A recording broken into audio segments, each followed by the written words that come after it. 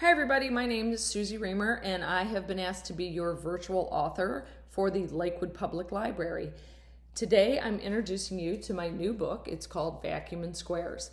This book is about my journey and my twin sister's journey with a father who spent most of his life with an undiagnosed mental illness. For the most part, my father had a major personality disorder that went unchecked most of his life. And this story takes you through our life of 50 plus years with a man who displayed very manic behavior.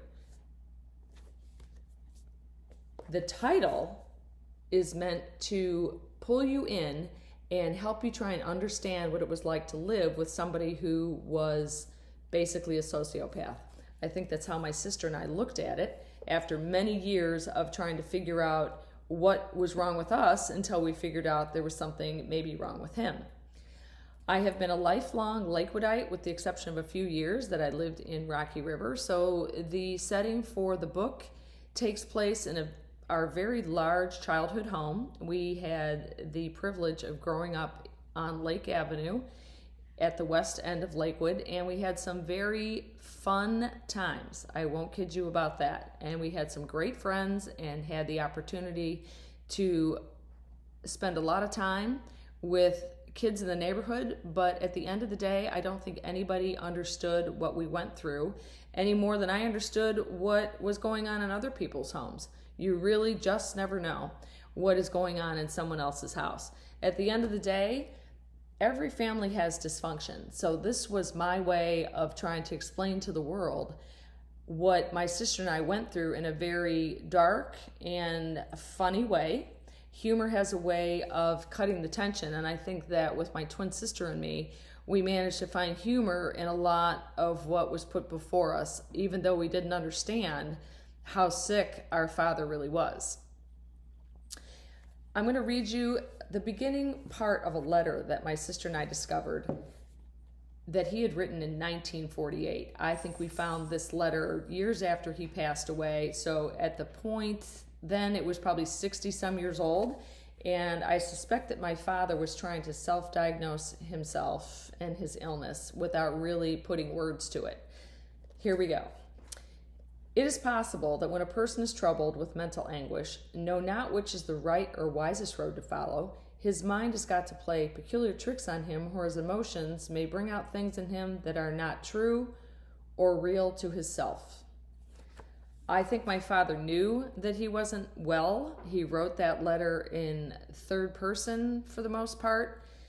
And I think that when we discovered that letter, we understood that he himself understood that he was not a well human being. So I start the book out by taking you through that letter and setting up the premise for the rest of the book. Now, the reason I wrote the book, because some people might look at me and say, why divulge your family secrets? Because there's some significant twists and turns in here. But at first it was very cathartic for me to put it in writing. And then I realized, well, hey, maybe someone can benefit from this story and realize that they're not alone out there. I think that people knew my twin and me as children would never have guessed that we were being put through some pretty serious emotional abuse growing up, because we were cheerleaders, we were honor students, and we kept our nose clean. We were never in trouble. And as I mentioned before, we lived in a nice big house. So I don't think that people suspected that we were having some trouble as young people growing up. So the point is that, I hope that when you look at this story and consider your own life, that you know that you're not alone and that you can talk about things, which I think is part of the point of the book. Now, I set it up in a short story format, thinking I was being clever and creative, knowing that in my head, in my heart, I could not string this together from the time I was 2 to the time I was probably 54 or so when I finished writing this book.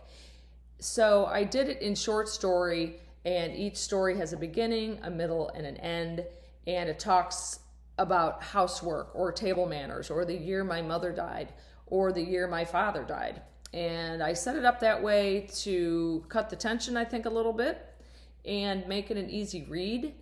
And I think it came out to be funny in a lot of places. I've had some friends remark that they laughed out loud in a few places, so that's a good thing. But as I mentioned before, you never know what's going on with people and what's going on in their lives. So don't judge. People aren't going to judge me, or maybe they will. At the end of the day, this is my story, and this was my journey, and I thought it was good to put the story out there. And at the end of the day, abuse doesn't have to define you or limit you. You can be anything you want to be. You can be a good parent, which I'm sure many people, that's the highlight of your life, which it is mine. It's the thing I'm most proud of is the parent that I became, and I put 2 decent human beings out into the world without trying to pass off my baggage onto them. Well, now, what kind of story my kids might decide to write, I have no idea. I hope it's a little different than the one I put on paper. So you can find my book on some popular websites. You can go to Amazon. You can find it on Barnes & Noble. You can find it on Walmart and Books A Million. If you'd like a signed copy, there is a limited number that I have. You can Facebook me on Vacuum in Squares and private message me, and I'll make sure that you get a signed copy. We can do it that way. I'm open for discussion. You want to invite me for wine at a book club? I'm open to that too. So at the end of the day, put your story out there, write it, throw it out there, and see what sticks. You never know what people are interested in. And I hope that you enjoy this and find that this cover is intriguing enough that you might want to pick it up or purchase it. And I appreciate your time today. Look forward to meeting you all one day, and have a good life. Live a good life. Don't stress.